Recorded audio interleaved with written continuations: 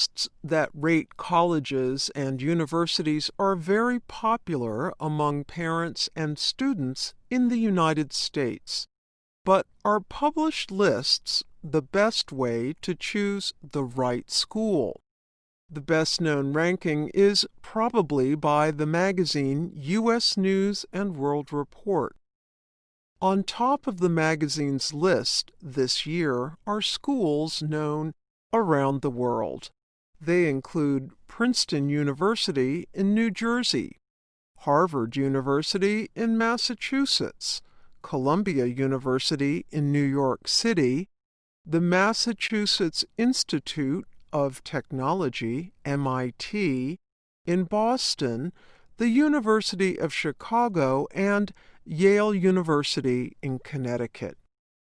U.S. News and World Report published its first America's Best Colleges report in 1983. Since then, some educators have questioned the published rankings and how useful they are. A number of magazines publish lists of college rankings once every year. High school students use the lists as reference guides when considering where to continue their education. There are plenty of schools to choose from. Across the country, more than 4,000 colleges and universities offer undergraduate degree programs. Last month, Forbes published its college ratings for 2019. It listed 650 schools. That represents only about 15% of all U.S. institutions of higher learning. The magazine's top 5 are a little different from those of U.S. News and World Report. They are Harvard University, Stanford University in California, Yale University, MIT, and Princeton University. Like other lists, Forbes considers things like student satisfaction, how successful college graduates are, and how much money they make. The magazine adds another important piece of information: how much debt students will owe after they graduate.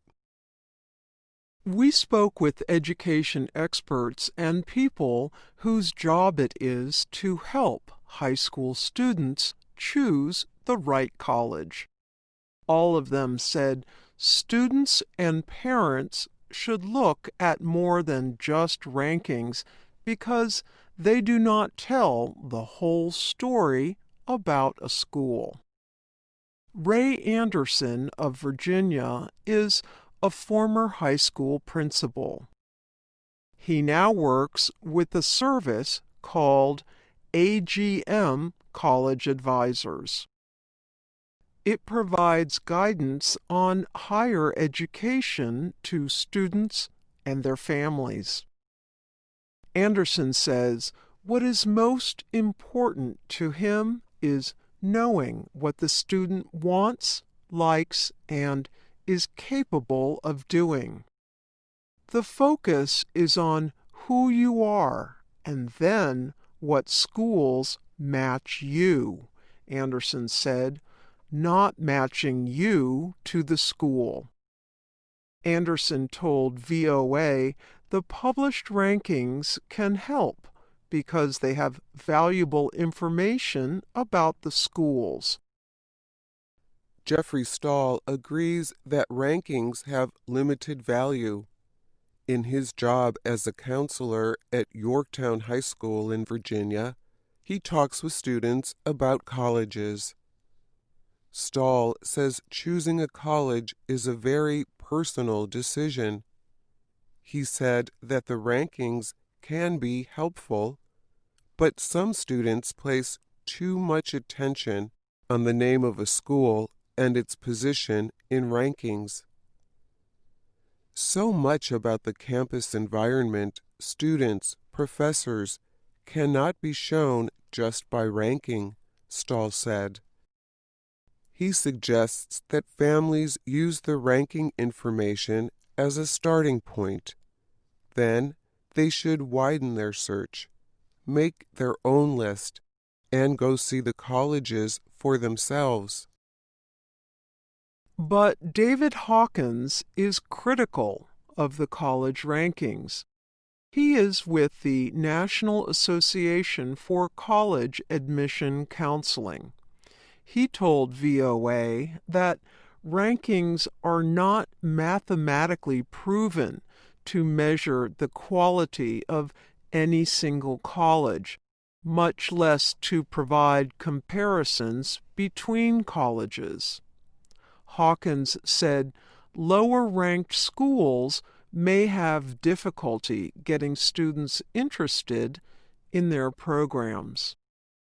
As such, he said, the rankings have been known to create ethical problems as institutions misreport data or otherwise seek to manipulate their ranking.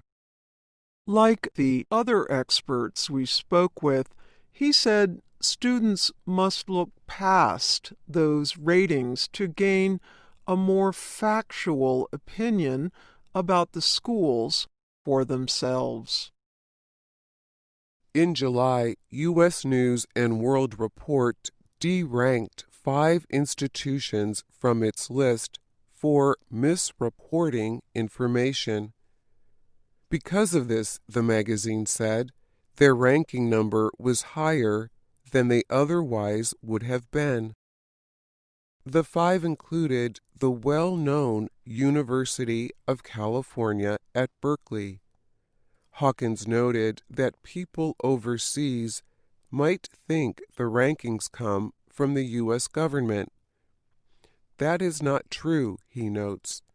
We try to emphasize that these are commercial publications rather than official rankings of any sort.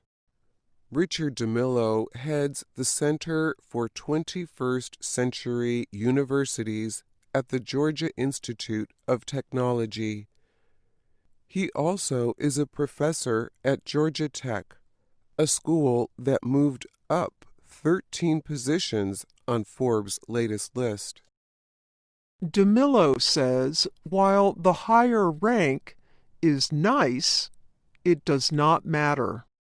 He believes that Forbes, U.S. News and World Report, and other publications are providing a service if you ignore the ranking part of it. For example, he finds the information about all the study programs to be useful.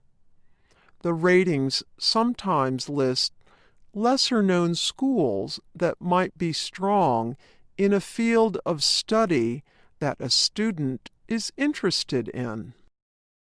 All the experts VOA spoke with had similar advice for students looking for the right college. Go visit the school, talk to the admissions officers, and talk with current students. There are so many hidden gems out there, Jeffrey Stahl said. Just because a college doesn't make the list doesn't mean it doesn't have great programs and resources.